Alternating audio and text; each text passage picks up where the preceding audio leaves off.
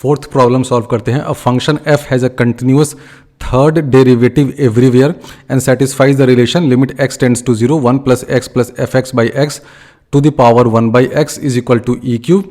Then find f of 0, f prime 0, f double prime 0 and limit extending to 0 this thing. तो इस question में आपको दे रखा है कि इस एक्सप्रेशन का लिमिट है e क्यूब। तो ये जो बेस है इसको क्या होना पड़ेगा? आप देख रहे हैं कि इस एक्सप्रेशन में जो पावर है वो कहाँ जा रहा है? वो टेंडिंग टू इन्फिनिटी है, क्योंकि x टेंडिंग टू 0 है तो पावर जो है वो टेंडिंग टू इन्फिनिटी है। तो अगर बेस जो है वो अगर ग्रेटर देन 1 हो जाए और पावर टेंडिंग टू इन्फिनिटी है तो लिमिट क्या हो जाता है? ऑब्वियसली इन्फिनिटी हो जाता है। यानी कि ये जो बेस महाशय हैं, this fellow which is lying in the base, it can not be greater than 1।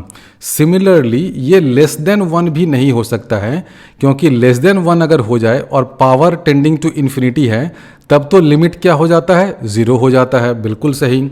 तो ये जो बेस है, बेस में जो प्राणी बैठा हुआ है, जो फंक्शन है, ये पूरा function it can not be greater than 1, it can not be less than 1। Can it be exactly equal to 1?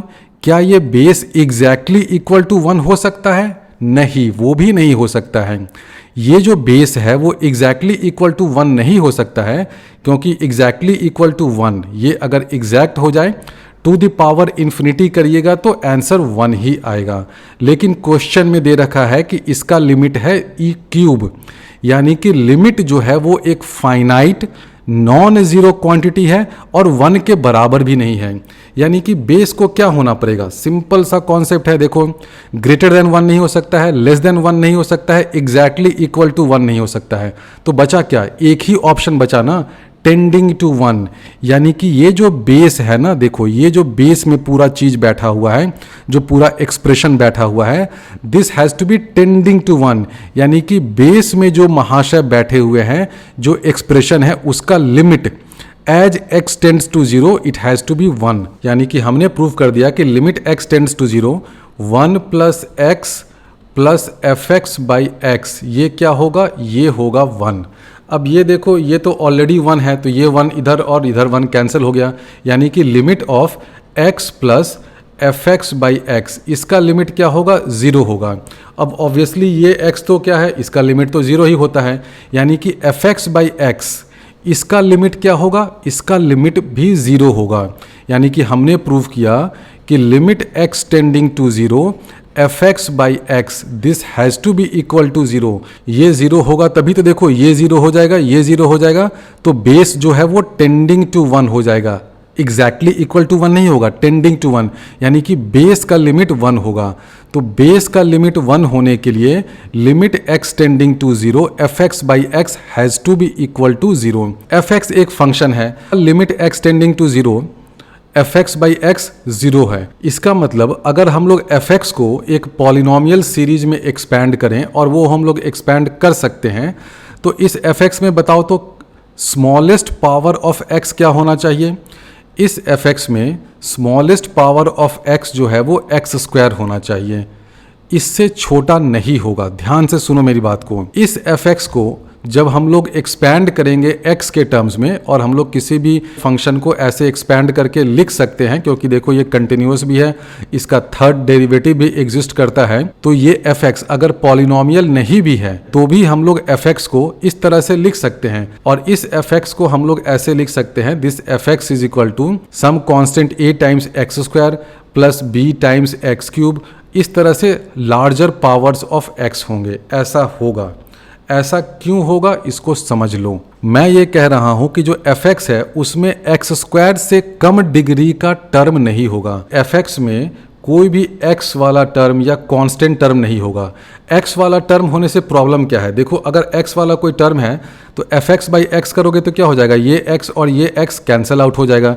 यानी कि यहाँ पे जो भी इस टर्म का कोएफिशिएंट होगा वो बचेगा। मान लो इस टर्म का कोएफिशिएंट है e, तो यहाँ क्या बच जाएगा? e बच जाएगा। तो जब हम लोग लिमिट x टेंडिंग टू 0 करेंगे तो ये सब टर्म 0 हो जाएगा। आपको लिमिट में क्या आ जाएगा? e आ जाएगा। लेकिन लिमिट तो क्वेश्चन में दे रखा है कि 0 है, यानी कि x वाला कोई टर्म नहीं होगा fx में। उसी तरह से कोई कांस्टेंट टर्म भी नहीं होगा।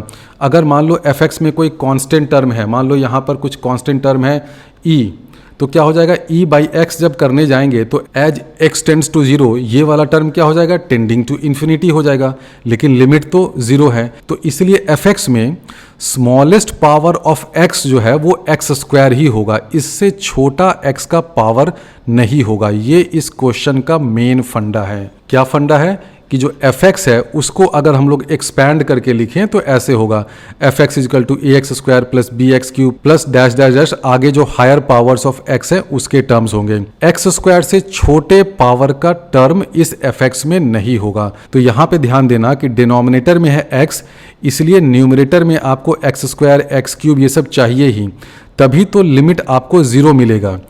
डिनोमिनेटर वाले पावर से हायर पावर आपको चाहिए न्यूमरेटर में, तभी तो आप जब x से डिवाइड करिएगा तो ऊपर में x का कोई पावर बचा रहेगा और लिमिट जीरो आएगा।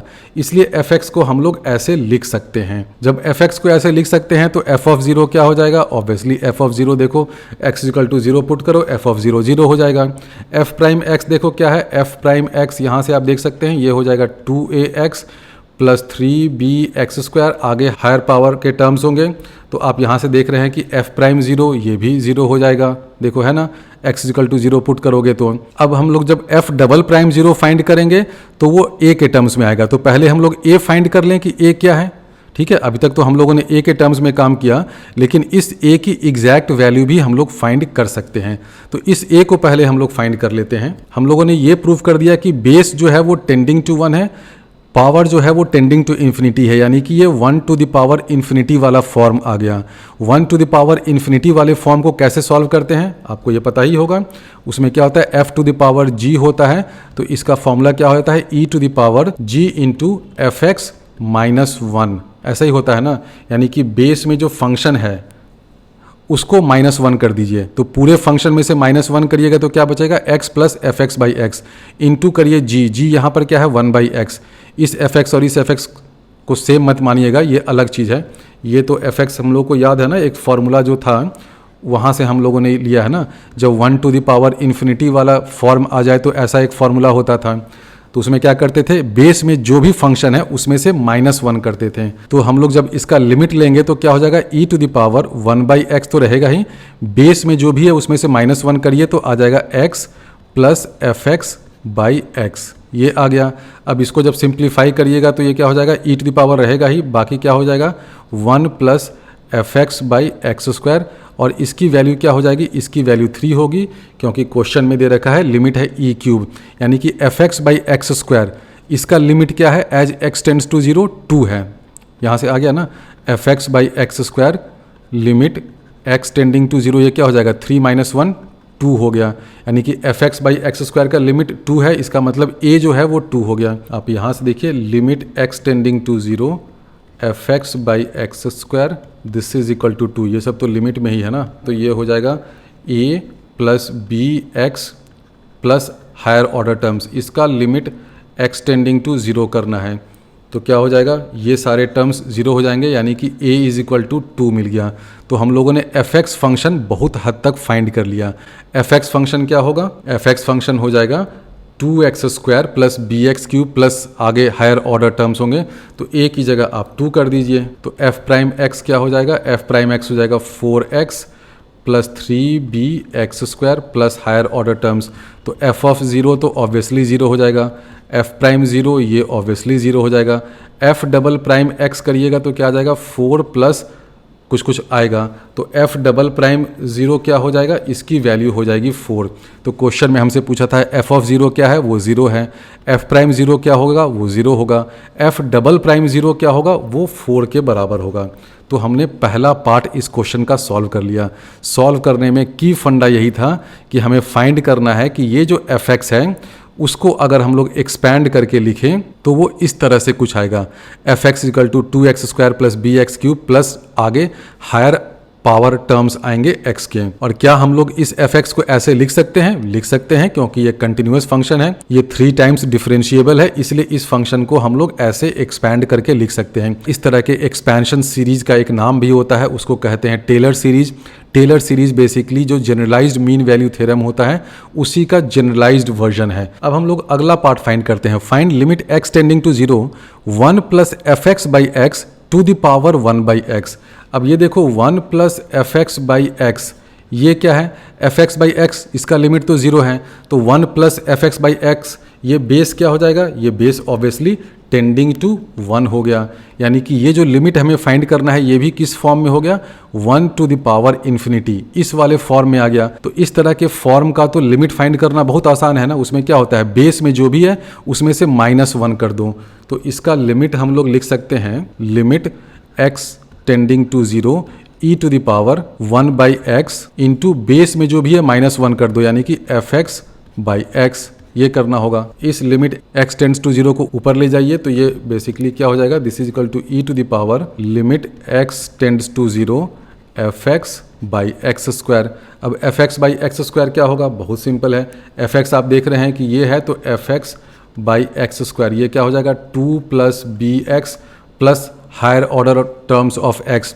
इसका जब लिमिट लेंगे x टेंडिंग टू 0 तो क्या हो जाएगा, बहुत सिंपल है, 2 + bx है, ये सारे टर्म्स bx प्लस आगे वाले सारे टर्म्स 0 हो जाएंगे, बचेगा 2, यानी कि limit x tending to 0 fx/x², ये पूरा क्या हो जाएगा, दिस एक्सप्रेशन विल बिकम 2। तो इस क्वेश्चन का आंसर क्या हो जाएगा, e²।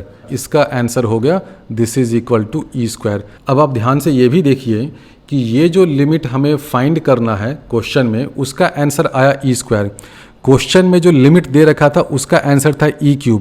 दोनों में डिफरेंस क्या है, सिर्फ इस x का डिफरेंस है, और लिमिट x टेंडिंग टू 0 है, यानी कि ये वाला टर्म 0 हो रहा है, फिर भी इस एक्सप्रेशन का लिमिट है e³ और इसका लिमिट है e²। तो ये टेंडिंग टू 0 है, फिर भी इसके कारण डिफरेंस क्यों हो रहा है, क्योंकि ये तो बेस में है ना, ऊपर में क्या है, इन्फिनिटी है, इसलिए लिमिट में देखो डिफरेंस आ गया।